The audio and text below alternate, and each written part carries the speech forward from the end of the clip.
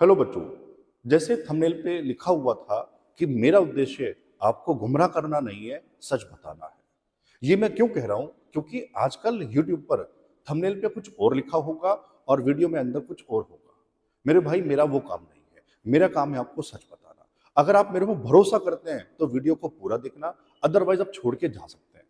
लेकिन अगर आप ये वीडियो पूरा देखेंगे तो रेलवे के जितने भी एग्जाम आ रहे हैं उन सबका जो डाउट है मन में वो आज मैं बच्चों दूर कर दूंगा। ठीक है ना? तो मेरे भाई, जो आपने थंबनेल पे लिखा हुआ देखा वो मैंने सामने भी लिखा हुआ है। RPF constable, RRB NTPC, RRB group D. Railway के मेनली ये 3 एग्जाम है। सबसे पहले आरपीएफ कांस्टेबल, जो अभी 15 दिन बाद बच्चों होना है। उसके बाद ग्रुप डी और एनटीपीसी की अभी कोई डेट हमारे पास नहीं है। सबसे पहले जो मैंने लिखा भी था, तीनों के लिए एक ही रणनीति, तीनों में क्या समानता है, क्या अलग अलग है, क्या डिफरेंस है, ये सब मैं आपको बताने वाला हूं। सबसे पहले मैं आपको बता दूं, आरपीएफ कांस्टेबल आप लोग ग्रुप डी को देख के मत पढ़ना, एनटीपीसी को देख के मत पढ़ना। ऐसा क्यों कह रहा हूं मेरे भाई? सुनना ध्यान से, पूरी बात बढ़िया से समझना। और उससे भी जरूरी, जो 19 में हुआ था उसको देख के तो बिल्कुल ही मत पढ़ना। क्यों मेरे भाई? सबसे पहले बता दूं, आरपीएफ इससे पहले कब हुआ था? कांस्टेबल 19 में हुआ था सर। और अब क्या चल रहा है मेरे भाई? 25 चल रहा है। लगभग 5-6 साल हो गए हैं मेरे भाई। 5-6 साल में तो बहुत परिवर्तन हो गया। तो उसको देख के बिल्कुल भी नहीं पढ़ना।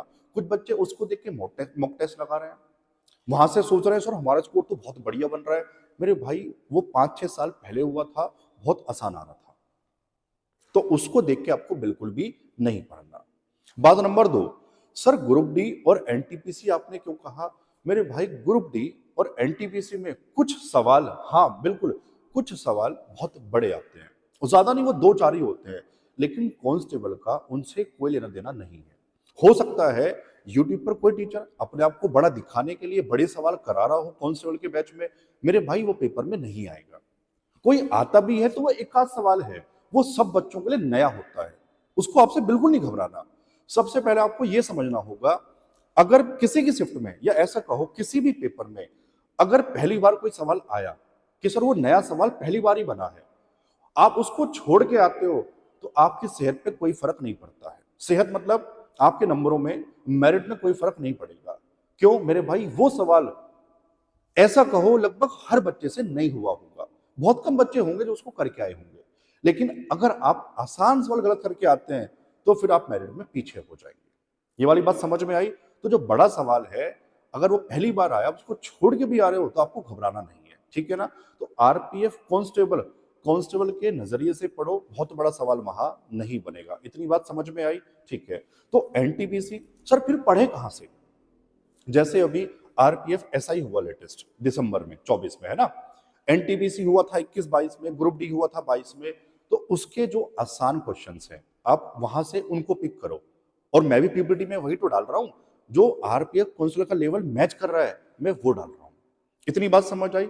अब सबसे जरूरी बात, कौन से टॉपिक ऐसे हैं जो ग्रुप डी एनटीपीसी में अलग हैं, पहले मैं वो बता दूं। हो सकता है कुछ बच्चा उनको भी पढ़ रहा हो। मेरे भाई, सबसे पहले मैं ये बता दूं, और ये मैं आपको लिख के बताता हूं।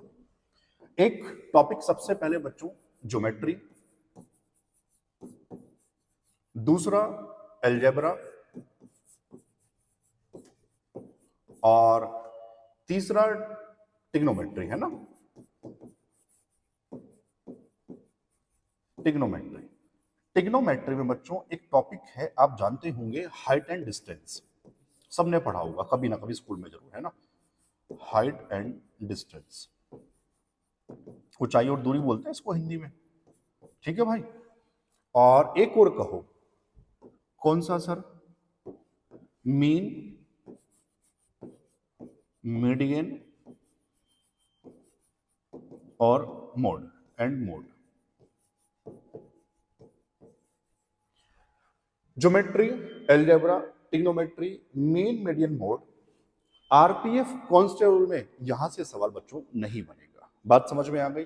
हाँ, अलजेब्रा का कोई बेसिक सवाल बहुत छोटा सा वो जरूर बन सकता है। लेकिन आप सोच रहे हैं ज्योमेट्री से, टिग्नोमेट्री से, वहां से बहुत कम चांसेस हैं। लेकिन ये चारों टॉपिक एनटीपीसी और ग्रुप डी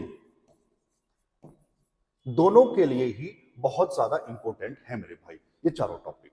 लेकिन आरपीएफ कांस्टेबल में यहां से सवाल बनता है तो एक आदि बनेगा, वो भी अलजेब्रा से। इतनी बात समझ आ गई। तो ये मैं आपको कब पढ़ाऊंगा, जब आरपीएफ कांस्टेबल का सिलेबस पूरा हो जाएगा उसके बाद में शुरू करूंगा। बात समझ में आई वाली बात। तो इसको कोई पढ़ रहा था मेरे भाई, फिलहाल इसको भी रहने दो, जो जरूरी है फिलहाल उस पर काम करो। इतनी बात समझ आया, ठीक है। अब बात नंबर 2, कुछ टॉपिक बच्चों जो मुझे आरपीएफ कांस्टेबल में पढ़ाने हैं, बहुत जरूरी है, वो क्या है वो ध्यान से समझना। एक तो बच्चों सबसे पहले डीआई, चित्र वाले सवाल बच्चों को बहुत पसंद आते हैं। एक बच्चों एपी और जीपी, है ना।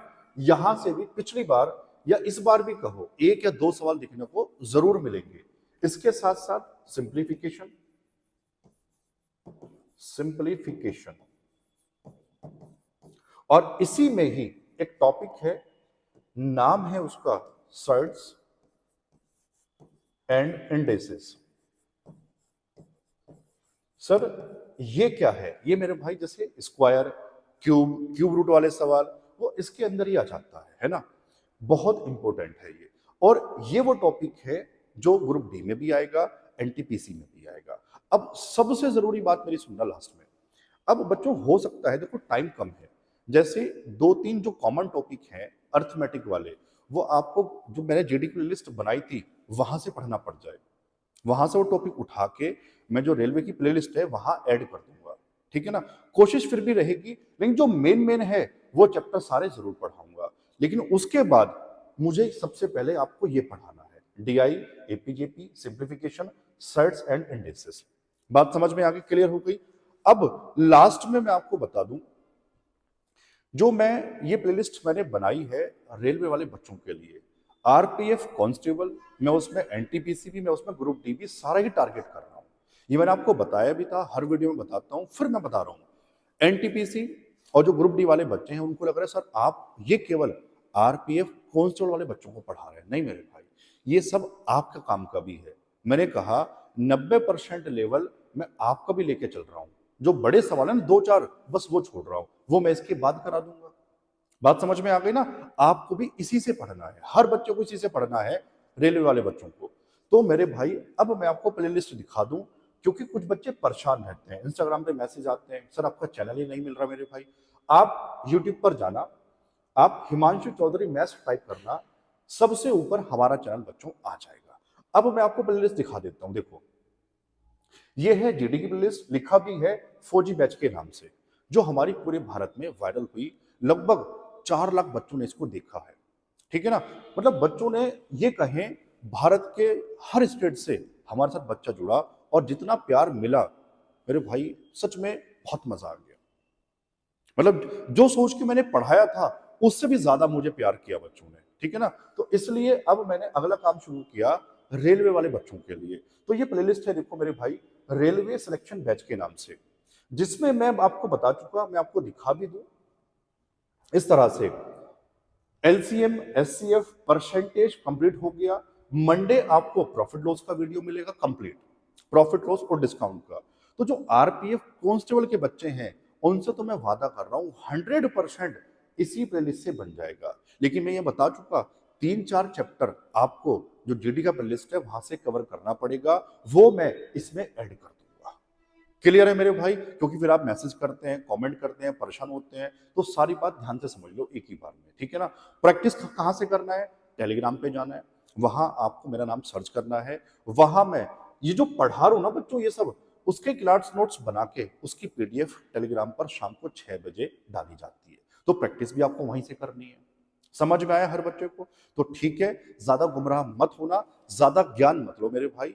15 दिन जो बचे हैं बढ़िया से रिवीजन कर लो, बढ़िया से पेपर दे के आओ, ठीक है ना। आपका सिलेक्शन इस बार जरूर हो जाएगा, ठीक है मेरे भाई, ठीक है ना। बढ़िया से पढ़ो, अच्छे तैयारी करो। अगली वीडियो में फिर मिलेंगे बच्चों, तब तक के लिए जय हिंद।